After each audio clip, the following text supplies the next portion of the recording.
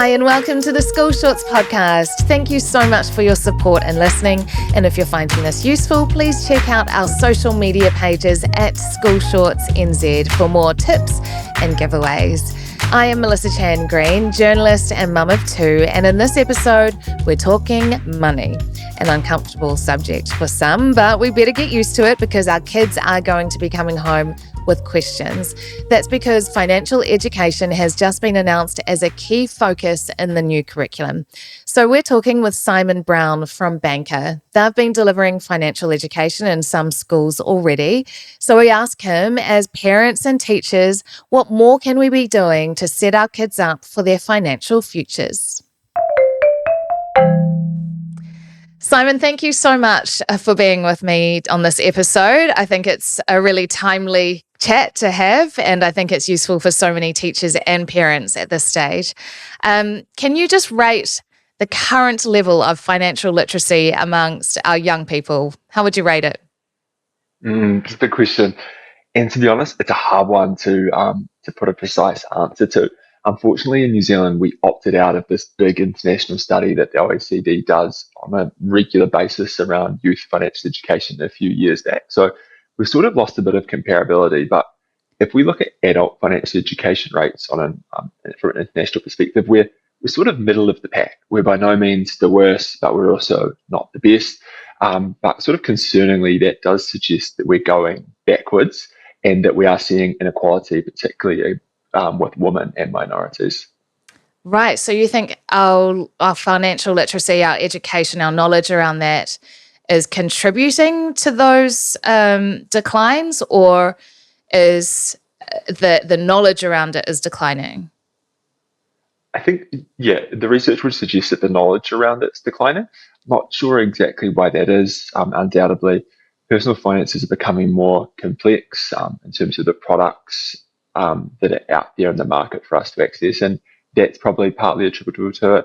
Otherwise, I think just the challenges of everyday personal finance and making ends meet, I think, is probably contributing to some of the sentiment around financial literacy and how prepared we are for the real world. I don't think we need to go into the obvious impacts of that, but they would be far-reaching and certainly contribute to the kinds of inequities we really don't want to see across our society. Was something that was in your mind when Banqer was set up, or can you tell me the story about Banqer? Yeah, absolutely. So I guess the story of Banqer, the origin is really a conversation that gave us an appreciation of the fact that schools weren't preparing our young people for the financial world. One of my co-founders, Kendall, she was at home for a long weekend talking to her younger brother, who was quite a bit younger. He was around intermediate age at the time. Generally, conversations with him revolved around cricket, football, and professional wrestling. I think John Senior was like a big factor in his life at the time. But that weekend, he was talking about hiring people, KiwiSaver, paying tax. She was struck by how cool the conversation was, but also that it was a bit out of the blue. And she sort of delved into him as to why that was. It turned out that his teacher was running a classroom economy, and she was struck by how relevant the concepts they were learning about were, but also that no one otherwise had taught Geordie, her brother, about them. So she connected with the teacher, and that chance conversation sort of grew to become Banqer. And 10 years on, that one conversation with one educator is still at the heart of what we do, albeit now with thousands of educators and tens of thousands of students across Australasia. I love that because it's just such an example of how, as individuals, we know about how teachers can have such an impact on you, those, teachers that stay with you forever. But what a cool thing to see that teacher is now having such an impact on many classrooms as well across New Zealand. Yeah, absolutely. And I think we'll touch on curriculum during this conversation. But at that point in time, that was very much one teacher going above and beyond. So again, it relied on a student having that passionate, dedicated teacher to introduce those concepts and to see that changing and evolving is really exciting. And there probably are other teachers maybe who are listening now who say, I have been doing that in my classroom, but I guess it hasn't been brought in any kind of official context, like the curriculum, as you say. Mm. What impact do you think that is going to have now that here in New Zealand it has been brought in or is going to be brought in as part of what students are learning? Yeah. From my perspective, our approach to financial education at the moment leaves things to chance too much. It appears in the curriculum, but it's not compulsory. So we can't be guaranteed that every student leaves school for the final time prepared for the financial world after school. So I think at the highest level, we're going to be assured that students are ready to engage in money outside of school. In terms of like the broader consequences of that, to my mind, and I get quite passionate about this stuff. It can really be transformative. I mean, we know that financial education increases savings and people's engagement with their personal finances. It improves the way we engage with loans and credit. It increases participation in retirement savings. So it'll mean that people are more engaged in KiwiSaver, and hopefully, when it comes time to save, comes time for retirement, comes time to retire, they've got more for their retirement. And when you sort of extrapolate that out and the fact that most KiwiSaver funds are invested here in New Zealand, that's more funds flowing into businesses. So to my mind, this change and this announcement can be really transformative from an economic perspective beyond just ensuring that our students are ready for the financial world after school. There's some of this stuff in some schools has been taught in maths lessons already. Why do you think that it's insufficient? Why do you think that we need to go beyond what is currently being taught? Yeah, so at the moment, in the existing curriculum or prior to this sort of refresh process starting, financial education was considered a cross-curriculum theme. So it was mentioned as something that teachers could use as scenarios to introduce a broader concept. So it may be something that linked social studies and maths, but because of the way it appeared in the curriculum, it had the potential to be everywhere, but also the potential to be nowhere. And as a result, it sort of left financial education to chance. It relied on a teacher being passionate about it, and we certainly see a bunch of those teachers, but it meant that a lot of teachers didn't deliver and a lot of students missed out as a result. Yeah, we've talked about the teachers who are passionate about the subject, but you would expect, like with a lot of subjects, that there are probably a lot of teachers who feel quite anxious about it as well, because perhaps they haven't had the education themselves in this space. What would you say to them, and what would you say about the level of financial literacy within teachers? Yeah, I think it's interesting. We're sort of seeing anxiety, for lack of a better word, from educators in a couple of senses. One, we've got those passionate champions of financial education in schools who are worried about losing control, for lack of a better word, of financial education, no longer being their role to champion it within schools. And then, yeah, we've got a subset of educators who haven't delivered it before, who all of a sudden are going to be asked to. And I appreciate why there's a degree of apprehension there. The curriculum's busy already. We asked a lot of our teachers, and to add something else to their plate could be viewed as challenging. And also, I mean, culturally, money continues to be a bit of a taboo subject. So asking educators who may not be confident about personal finance to get up in front of a group of students and teach it, it doesn't come without its challenges as well. I guess from my perspective, I guess it's encourage teachers to lean into that, to see themselves rather as financial gurus, as sort of facilitators of those financial concepts, and to explore them alongside their students. Yeah, that is a good way of thinking about it. You don't have to say you've got all the answers. It's just to explain the concepts and let the students make their own minds or travel their own journeys, I guess, with that. Exactly. What do you think about the role of parents? Because there are many who say, well, this is really important education, but it's something that should be being done in the home. Yeah, I definitely appreciate that perspective, particularly when you look at what we're already asking of educators, and we're continuing to ask more and more of them. From my perspective, for a parent or someone at home to successfully introduce their child to financial concepts, it relies on them having the knowledge themselves, them having the time, and them having the motivation. And we know that those things can't always be assured. So By moving it into schools, from my perspective, it reduces that chance that students introduce these concepts and provides us with the opportunity to truly break intergenerational financial literacy as well, where that knowledge may not be present at home. That's such an interesting thought because, yeah, I mean, we take the same approach when it comes to reading and maths, while parents have a really important role of cementing the learning that is going on in schools and assisting with revision and all that sort of thing. We have teachers now who are really getting some quite intensive training about the best evidential ways in which children learn how to read according to evidence. So, yeah, I guess you're saying that if we take the same approach with financial literacy, they're going to get accurate messaging and then parents can help reinforce that at home. Yeah, exactly. And I think there's opportunity for those conversations to continue at home where maybe that financial literacy isn't present at the moment. We hear a bit about that in terms of students coming home talking about what they're doing in Banqer and that inspiring conversations to continue around the kitchen table. Do you think as Kiwis, as families, we need to talk more about money? Yeah, I do. I think that money is still seen as too much of a taboo. I don't think we have to I don't think we have to know all the answers in terms of how financial concept works, but we've all got our own relationships and our own experience with money, and we've all learned our own lessons along the way. So I think sort of leaning into some of that vulnerability, sharing some of those lessons can only lead to good things. And from what age do you think we can start, I guess, teaching some of these kinds of concepts?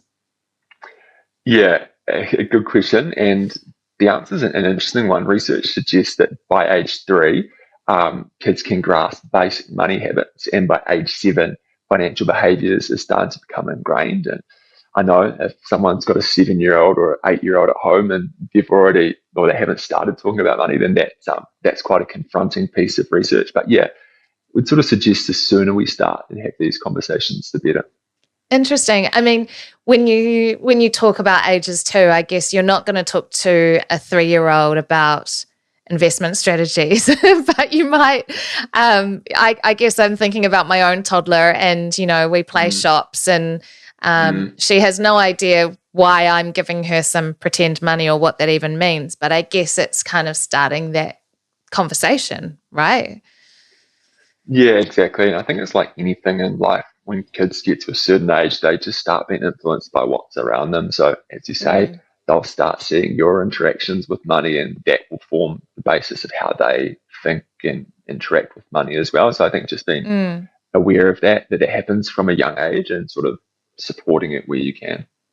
Can you give a few examples of some maybe age-appropriate lessons? Yeah, absolutely. So, I guess if we're talking sort of from early primary years, sort of 5 onwards, sort of the initial foundations are around money recognition. So recognizing coins and notes and being able to count and add them and create change, understanding the difference between wants and needs, and then also starting to explore what savings is all about. As students or children get older, sort of moving towards those intermediate years, introducing interest and compound growth, introducing them to budgeting along with bank accounts. So at that stage, a child might move from a piggy bank to having a bank account and starting to interact with money in a digital sense. And then as they head towards secondary schools and their teenage years, introducing the concepts or start to talk about the concepts of debt and loans, the basics of investing, and then start to really touch on real world financial scenarios as they become more relevant to children. And interesting you start with coins and notes because a lot of people will say, oh, we use cards now. But do you find that, I guess, in the schools that you're working with, is that an easier way to explain those concepts, first of all? Yeah, I think by making money tactile, it sort of reinforces how it works more to students rather than this being, I guess, some invisible concept, which, as you say, you tap the plastic and voila, you take the goods. I think by having that tactile experience, it's a good place to start and sort of reinforces the value of money. Yeah. There's only so many times when they're young, though, that you can get away with giving like 5 coins instead of 1 note, and they think the 5 coins is more, right? They're like, oh, I've got lots of money now. It's only 5 $1 coins. Yeah. Yeah. We've talked a little bit about the potential impact on children in society, but you are already running some of these programs in schools. So I'd love to hear what impacts you've seen already from schools and from teacher feedback as well. Yeah, absolutely. So yeah, to your point, we've been around for the best part of 10 years now. And during that time, alongside our champion partner, KiwiBank, we've reached over 440,000 students. So we've had a few students engage with the platform here in New Zealand. We sort of, I guess, look at impact in a number of different ways, and increases in financial literacy and financial capability rates, along with student survey responses around their attitudes, confidence, and intention changes pre and after using Banqer. And from that, we see things like a 12% increase in the number of students who report considering themselves good or great with money before and after Banqer. Or another stat was 70% of students who didn't have KiwiSaver when they started engaging with Banqer reported intending to open a KiwiSaver later in life after using Banqer. So we've got those sort of data and metrics. But to your point, it's probably the conversations with educators and students that get me most excited about the impact we have on a day-to-day basis. I remember arriving at a school at one stage, and I was greeted at the reception by a primary school student, and he was walking me back to the class, and he was telling me about the business he had set up, and essentially he was a loan shark. That doesn't sound like a great educational outcome, but I can guarantee that his victims and himself, they won't forget that lesson anytime soon as they get older. Another teacher who introduced her students to phishing scams, she then sent an email from Banqer to all of her students asking for their passwords. Those students who provided her with their passwords turned up the next day to find a bit of their money gone. And those who didn't, of course, didn't. So really bringing things to life. And then probably a story from recent weeks, actually. We were at a school in Auckland and talking to a teacher who had run into an old student from a number of years back, and she had explained to her teacher that she had saved 70K towards a house deposit. And she sort of attributed that to starting her financial education journey with Banqer and that teacher all those years ago. Oh, amazing. That must give you warm fuzzies on the daily to think that it's having those real world impacts.